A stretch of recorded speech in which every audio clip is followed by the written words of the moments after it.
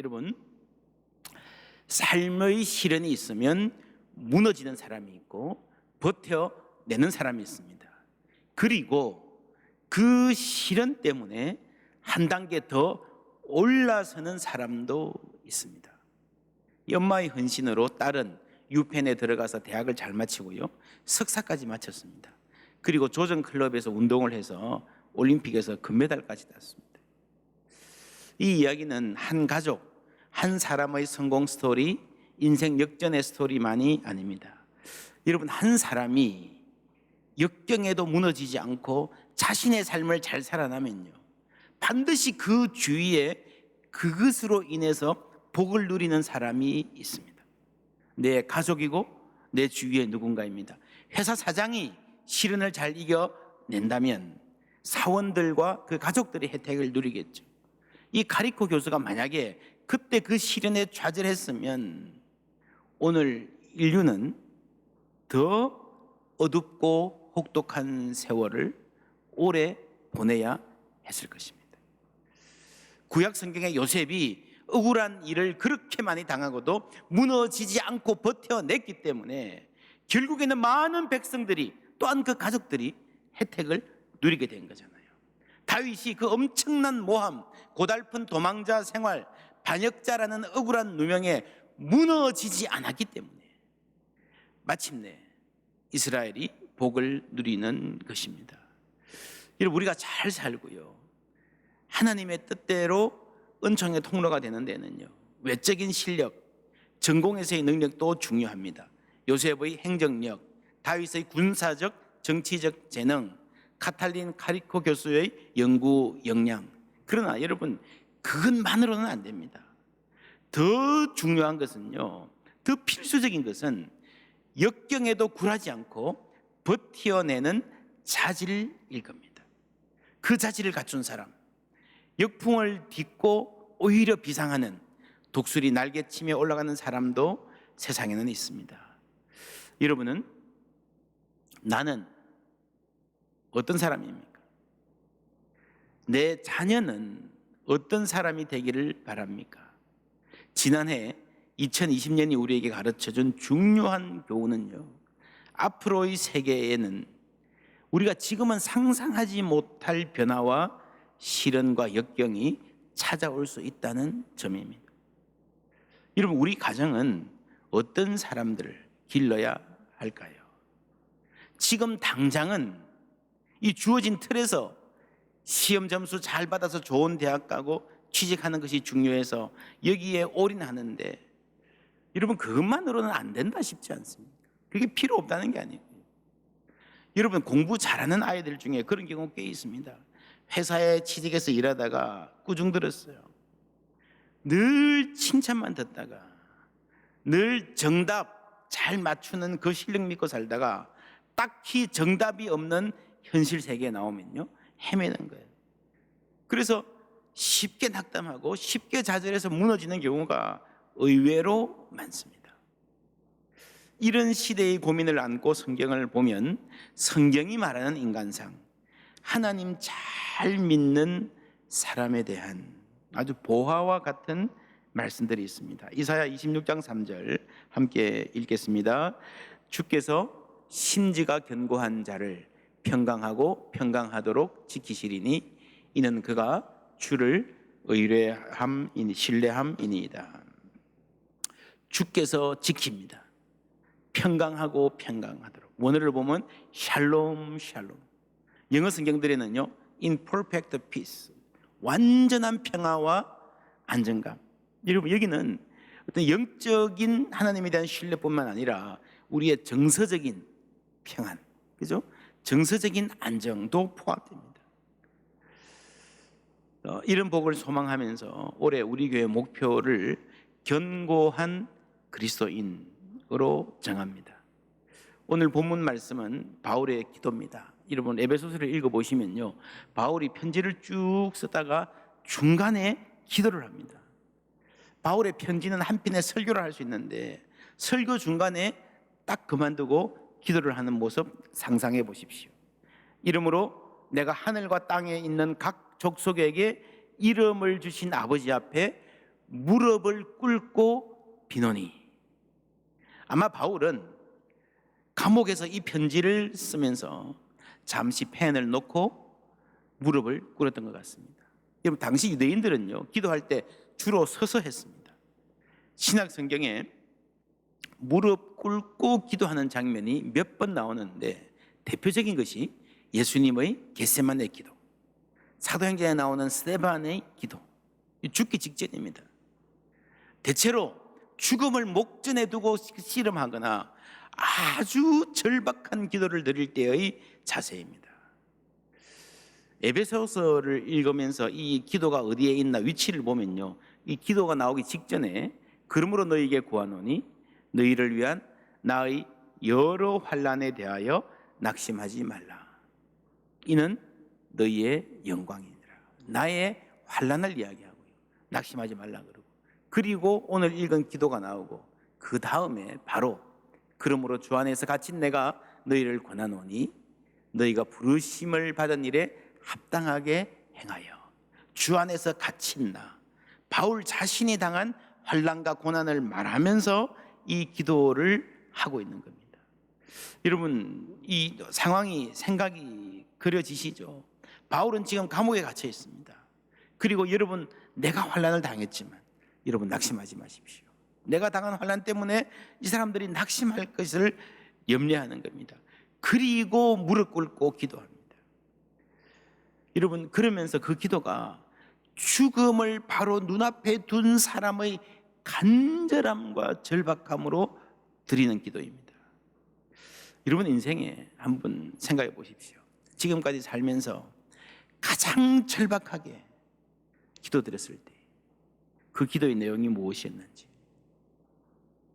건강 문제, 경제 문제, 직장 문제, 혹은 자녀의 문제, 당장 자연재해로 큰 어려움을 당하든지, 사업이 넘어가게 생겼든지, 자녀가 중요한 시험이나 면접을 앞두고 있든지, 뭐였습니까?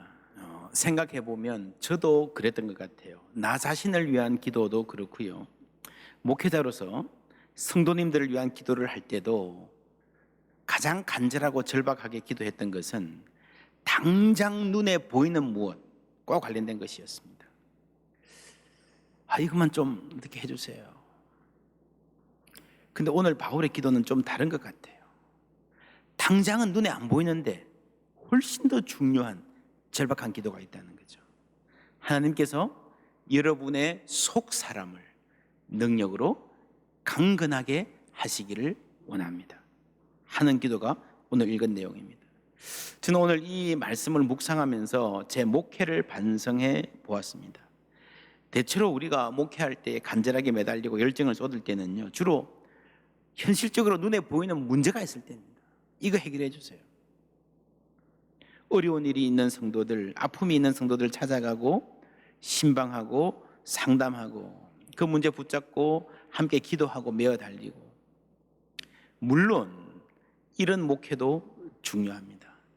계속 해야 되고 열심히 해야 됩니다. 그런데 성경에 비추어 보면요, 바울의 목회를 들여다보면 이것보다 훨씬 더 중요한 일은 뭔가 하면요, 성도들의 속 사람을 하나님의 능력으로 강건하게 만드는 일입니다. 바울은 나를 옥에서 구해주세요라고 그렇게 절박하게 기도하지 않았습니다. 그러나 목숨을 걸고 무릎을 꿇고 성도들의 속 사람을 강건하게 해달라고 기도했습니다. 견고한 그리스도인을 세우는 일입니다. 그래서 앞으로 우리 교회 사역은 신앙의 기초 체력을 튼튼히 하는 일에 집중할 것입니다. 위기 목회에서 일상 목회로. 그러니까 그냥 다 알아서 잘 살고 계시겠지, 그게 아니고요. 그러다가 어떻게 뭐 큰 문제가 터져야 관심 갖는 게 아니라 평소에 일상 속에서 우리 신앙의 견고한 토대를 만들어야 되는 것입니다. 위기 목회에서 일상 목회로 이렇게 갈 수 있도록 한 것은 부분적으로는 코로나19가 가져온 위기 때문입니다.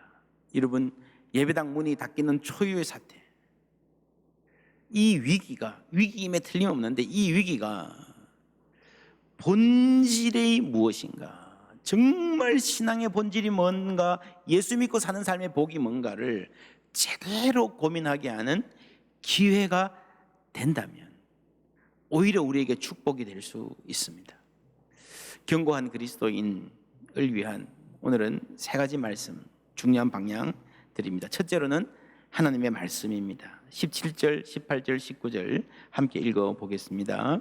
믿음으로 말미암아 그리스도께서 너희 마음에 계시게 하시옵고 너희가 사랑 가운데서 뿌리가 박히고 터가 굳어져서 너희 모든 성도와 함께 지식에 넘치는 그리스도의 사랑을 알고 그 너비와 길이와 높이와 깊이가 어떠함을 깨달아 하나님의 모든 충만하신 것으로 너희에게 충만하게 하시기를 구하노라. 아멘. 하나님의 충만함을 누리는 방법은요, 그리스도의 사랑을 알고 그 사랑이 어떠한지를 깨닫는 것이다. 그것이 여러분 신앙의 기초입니다. 우리가 말씀을 통해서 내가 하나님의 자녀 되었다는 사실을 알려주시는 성령의 도움으로 우리는 하나님의 사랑을 알고 깨달아가는 것, 하나님의 사랑을 알고 깨달아가는 것만큼 우리는 그 사랑 가운데서 뿌리가 박히고 터가 굳어질 수 있습니다. 오늘 바울이 하는 이 말, 뿌리가 박히고 터가 굳어져서, 한번 따라해 보실까요? 뿌리가 박히고 터가 굳어져서. 아멘. 뿌리가 박히고 터가 굳어져서. 이번 한 주 동안에 여러분 이 말씀을 요 구절이라도 뿌리가 박히고 터가 굳어져서 계속해서 묵상해 보시기 바랍니다. 산책할 때도, 설거지할 때도, 순간순간 수십 번 수백 번이라도 뿌리가 박히고 터가 굳어져서 라는 말을 묵상하다 보면 하나님이 우리에게 주시는 어떤 그림, 그런 소원들이 생길 겁니다. 우리가 이렇게 지나가다가 산 같은 데 가다 보면 나무들이 있잖아요. 참 곧게 잘 뻗었다, 아름드리 나무다 싶은데 그 뿌리가 잘 박혀 있는지는 눈으로 봐서 잘 모릅니다. 낙엽송이라는 나무가 있습니다. 일본의 이깔나무를 우리나라에 들여온 것입니다. 7, 80년대 한국의 민둥산들을 좀 빨리 어떻게 해보자 그랬어요. 전국적으로 이 성장이 빠른 낙엽송을 많이 심었습니다. 이 나무는 곧게 자라서 그대로 전봇대로 쓰기도 하고요, 집 짓기도 아주 좋은 목재입니다. 이산화탄소를 많이 흡수해서 환경에도 도움이 됩니다. 그래서 무주, 횡성, 봉화 이런 데 가면 낙엽송 군락지가 아름답고 신비할 정도로 고즈넉한 숲을 이루고 있기도 합니다. 많은 사랑을 받는 수종이었습니다. 그런데 작년에 태풍 루사가 왔을 때요, 이 낙엽송이 많은 동네들이 큰 피해를 받습니다. 이게 쓰러져 가지고 막 집이 부서지고요, 홍수가 났을 때 막 이게 쓰러져 가지고 막 어디 물이 막히고 엄청난 피해가 있었습니다. 심근성 나무라는 게 있어요. 참나무나 상수리 나무. 이건 성장은 더디지만 뿌리를 깊게 내립니다. 그런데 낙엽송은요, 뿌리가 얕습니다. 빨리 자랍니다. 그런데 강풍과 폭우에 쓰러지기 쉬운 수종이어서 지금은 한국에서는 이제 이걸 좀 줄여야 되고 심근성을 심어야 되겠다 하는 목소리들이 많아지고 있습니다. 평소에는 별 문제 없어요. 멋져요. 도움이 되는 것 같아요. 그런데 폭풍이 불고 홍수가 났을 때 치명적이 되는 겁니다. 뿌리가 박히고 터가 굳어져서. 여러분, 반석 위에 지은 집, 그 터잖아요. 터. 반석이 아니어도요 괜찮아요. 평소에는 더 좋아 보여요. 그러나 폭풍이 불면 무너지는 거예요. 못 일어나는 거예요. 시편 1편에 복 있는 사람은 물가에 심기운, 물가에 뿌리를 잘 내린 나무라 말합니다. 악인은 어떻다 그럽니까? 바람에 나는 겨와 같다. 바람이 불면 견디지를 못합니다. 역경이 오면 그대로 무너지는 인생과 하나님께 뿌리 내린 견고한 인생의 차이입니다. 이 뿌리 내린 사람은, 복 있는 사람은요, 하나님의 말씀을 주야로 묵상하는 자라 그랬습니다. 여러분, 주야로 묵상한다는 말은요, 교회에 와서만 설교 듣는 게 아니라 생활 속에서, 일상 가운데서 말씀을 붙들고 사는 것이 습관이 된 사람을 말하잖아요. 여러분, 하나님의 사랑의 확신이 우리를 사랑에 대한 확신이 우리를 견고한 그리스도인으로 만든다. 지난주에 드린 말씀 생각나십니까? 구원의 확신은 사랑의 확신, 그렇죠? 그게 승리의 확신으로 함께 가는 것입니다. 그래서 우리가 말씀을 통해서 하나님의 사랑 안에 뿌리 내리고 터가 굳어질수록, 하나님의 사랑에 대한 확신이 깊어갈수록 우리는 승리를 확신할 수 있는 견고한 그리스도인이 될 수 있습니다.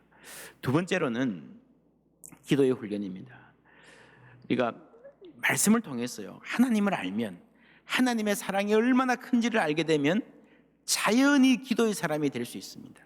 20절 말씀에 우리 가운데서 역사하시는 능력대로 우리가 구하거나 생각하는 모든 것에 더 넘치도록 능히 하실 이에게 라고 말했습니다. 하나님은 어떤 분입니까? 우리가 기도하는데요, 내가 요만큼 기도하는데 훨씬 더 넘치도록 주신다는 겁니다. 기도하는 것뿐만 아니라 생각하는 것. 여러분, 때로는 지나가다가 생각만 했는데, 지나가다가 그냥 한 말인데요, 저도 그럴 때가 참 많습니다. 그냥 지나가다가 한 말인데 하나님 어떻게 이렇게 딱딱 챙겨주시나. 하나님은 풍성하신 분이신 줄 믿습니다. 하나님이 얼마나 풍성하신 분인지는요, 기도를 해봐야 아는 거예요. 기도를 하고 응답을 받고 하나님이 내 기도를 어떻게 응답해 주시는가를 알 때에 그 하나님의 풍성하심을 우리가 삶으로 고백할 수 있는 것입니다. 그럴 때에 우리가 웬만한 바람에도 흔들리지 않는 기도하는 사람, 견고한 그리스도인 될 줄 믿습니다. 셋째는 회복 탄력성이라는 말입니다. 회복 탄력성은 자신에게 닥치는 역경과 어려움을 오히려 도약의 발판으로 삼는 힘을 말합니다. 영어로 resilience라고 하는 단어입니다. 여러분, 이게 미국과 서구에서는 굉장히 중요한 주제가 되어 있습니다.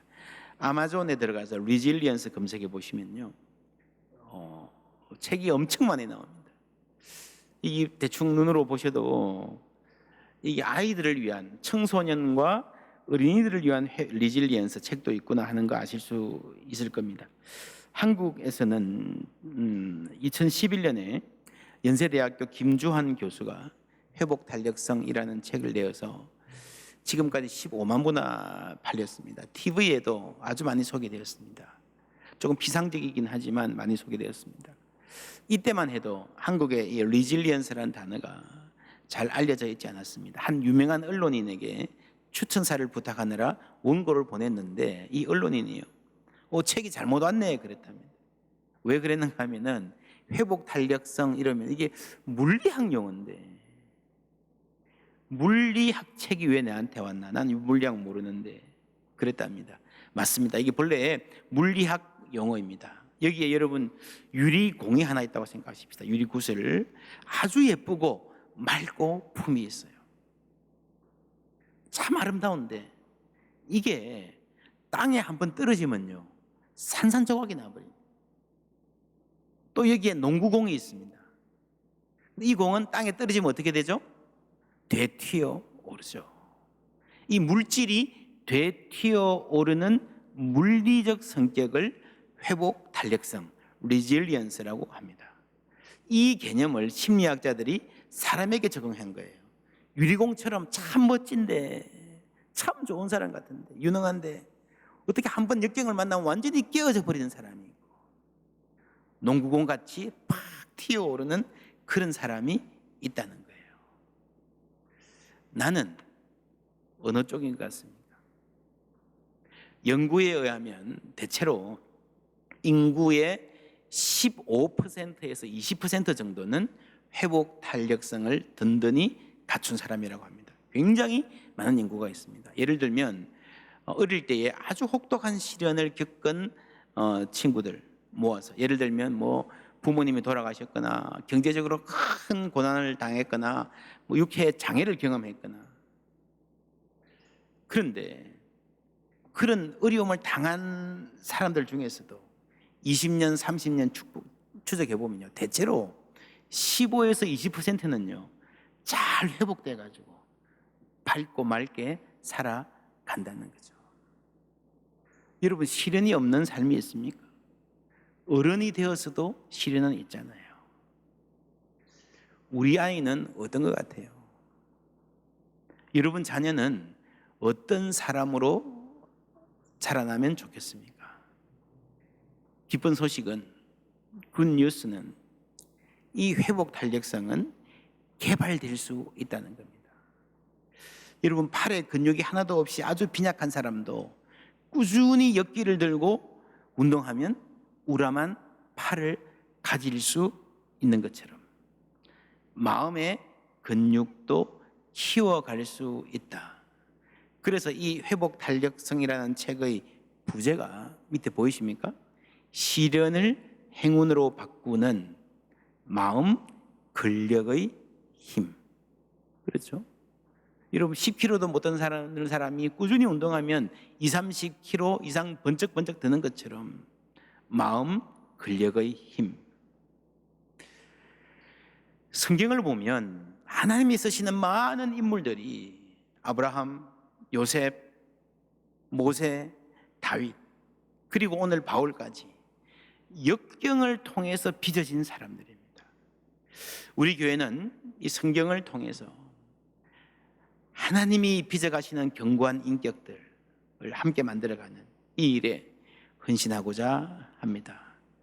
하나님의 풍성함은요, 하나님이 풍성하신 분이기 때문에 하나님이 함께 하시는 인격은요, 반드시 정서적인 안정, 여유, 자신감, 그 자신감 위에서 온유와 겸손이 있는 거예요. 그리고 그 위에 창조성도 있을 수 있는 거죠. 여러분, 정서적으로 안정되지 않은 사람이 창조적일 수가 없어요. 우리 성도님들, 또 여러분 자녀들 한 사람 한 사람이 견고한 그리스도인, 인생의 폭풍이 불 때도 쓰러지지 않고 가뭄에도 무성한 이 풍성한 열매를 맺는 그리스도인들 되기를 바랍니다. 그래서 이 어려움이 지나면 야 이제 끝났다, 그게 아니라 이 어려움이 지나면 더 멋진 모습으로, 욥이 그랬잖아요. 주님, 나를 단련하신 후에 내가 정금같이 나올 것입니다. 이 어려움이 지나면 그동안에 우리가 쌓였던, 그동안에 주님 은혜 가운데 살았던 그 삶이 정금같이, 눈에 보이지 않던 그 훈련이 정금같이 나오는 은혜가 있기를 바랍니다. 그리고 우리가 그렇게 살면요, 내가 내 인생을 잘 살면요, 반드시 이웃의 복이 되는 줄 믿습니다. 우리가 지금 이대로도 물론 이웃 사랑할 수 있지만 내 한 사람이 내 인생을 하나님 뜻대로 잘 살아내면 하나님이 훨씬 더 우리를 세상의 복으로 폭넓게 쓰실 수 있는 것입니다. 여러분, 코로나19 때문에 많은 사역들이 멈춘 것 같아도요, 교회에서는 이렇게 중요한 일들이 잘 진행되고 있습니다. 하나님도 지금 우리를 위하여 우리 교회 안에서, 여러분 가정 안에서 일하고 계심을 믿습니다. 올 한 해 하나님, 우리 속 사람을 강건하게 하시어서 우리가 하나님 사랑 가운데에 뿌리가 박히고 터가 굳어져서 주님 기뻐하시는 그릇으로 빚어나가시기를 주님의 이름으로 축원합니다. 우리 한번 옆에 분에게 인사하시겠습니까? 가족들 예배드리는 가운데 앉아 계시면 뿌리가 박히고 터가 굳어지기를, 이렇게 인사하면 좋겠습니다. 뿌리가 박히고 터가 굳어지기를. 예. 가족들 손잡고 하셔도 좋고요. 예. 뿌리가 박히고 터가 굳어지기를.